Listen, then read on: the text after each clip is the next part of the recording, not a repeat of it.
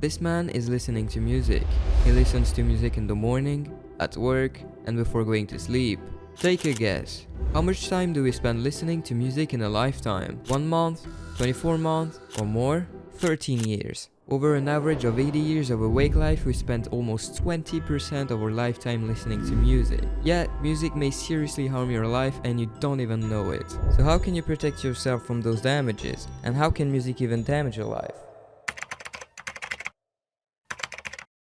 1995, the first ever fully computed animated movie just took the 3rd spot on the box office leaderboard. You've probably already seen that movie.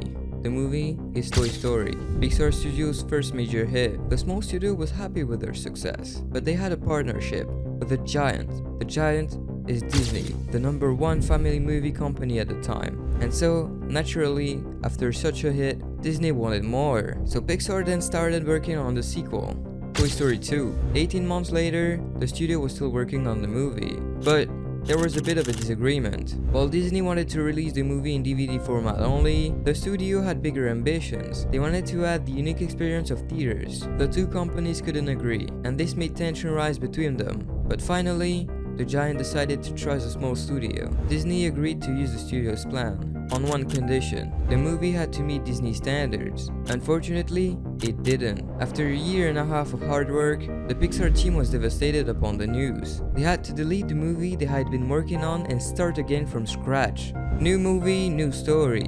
They had to produce a high quality product in only 9 months. You might be wondering, where am I going with this? How does Toy Story relate to music's impact on my life? And you might be right to ask. What's coming next will change how you view your day-to-day life. But to understand how music impacts your life, we need to see how Pixar produced a 1.5-year project in just 9 months.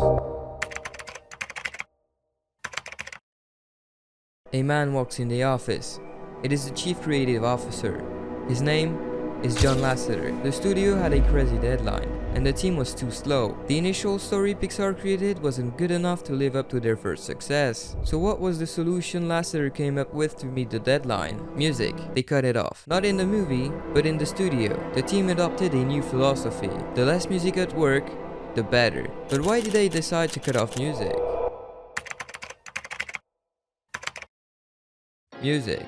You put your headphones on. All of a sudden, you're in a different mood. You start nodding your head with the rhythm, then you catch yourself humming the lyrics. I have one question for you.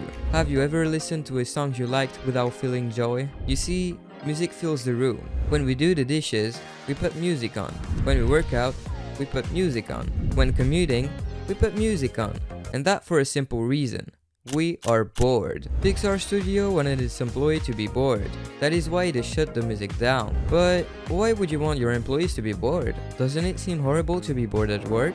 Boredom is your ally, and you are scared of it. But this is what the Pixar team needed, and this is also what you need. Boredom is the fuel to creativity. Ideas are born when you are trying to find things to do. The solutions to your problems will come when you least expect them. Think for a second. Have you ever been in this situation? You are stuck on a problem trying to find a solution for hours. Then one day, while you are doing something completely different, it clicks. The solution appears like it came out of nowhere. This is what your brain achieves when you are bored. Boredom lets your brain reach its full potential, just like a superpower. And music gets you out of that superpower state, because the goal of music is to put us out of boredom state. Pixar's chief creative officer was right by creating boredom in his employees. It worked. Or did it? Here's how the story unfolds. 1998. The Pixar team just sadly deleted their entire progression. Their team had to come up with a great story. So the head of creativity assembled a creative crew. They would share ideas, think, reflect, in silence. No music, no noise. And finally, after a lot of brainstorming, they came up with something. The perfect story. From there, you could see people sweating in the office. Editors had to work faster than ever. Animators worked 10-hour days, 6 days a week. Some even slept at the office. The production was going at light speed.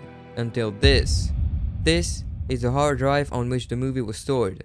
They deleted it. This is not a joke, they deleted it. After working on the movie for weeks, one employee accidentally deleted the movie they had been working on. Left with nothing in hand and a deadline to meet, they had to find a solution. Thankfully, the technical director saved a copy of the movie at home. The movie was saved. 9 months later, people were cheering in the studio. The movie was completed. The deadline was met, the studio was happy, and the movie generated $373 million. The Pixar team was right. Music kills your ability to create ideas, but it goes deeper than that. Spiral. That's what music gets us into. The more you listen to music to avoid boredom, the more you need music whenever you are bored. Over time, your tolerance for boredom decreases, and so does the amount of ideas you can come up with. But why does it matter? Jeff Bezos, billionaire, founded Amazon. Mark Zuckerberg, billionaire, founded Facebook. Jack Ma, billionaire, founded Alibaba. They all succeeded in life and created a fortune for themselves in different fields. But they have one thing in common. It all started with one idea, the fruit of boredom. And what if it was you? What if your idea was the one?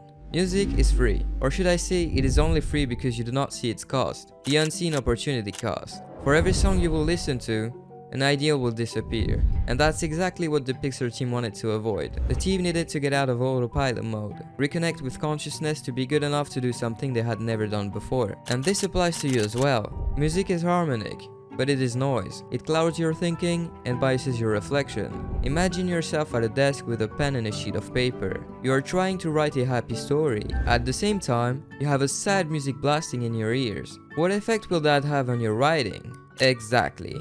Music impacts you, and you have to learn how to use it correctly before it consumes you. But now I have another question for you. Have you ever tried to focus on reading a book or study but couldn't bring yourself to do it? Yeah, same issue. Music, or should I say noise, undermines your ability to focus, and so you procrastinate on cognitive demanding activities. Try to avoid overstimulation. Empty your room. Stay in a quiet environment from time to time. Your life will improve, you will find your path, and in reality, you do not lack ideas. You just don't have enough space for them to arrive. If you enjoyed the video, please subscribe to my channel. I will see you in the next one.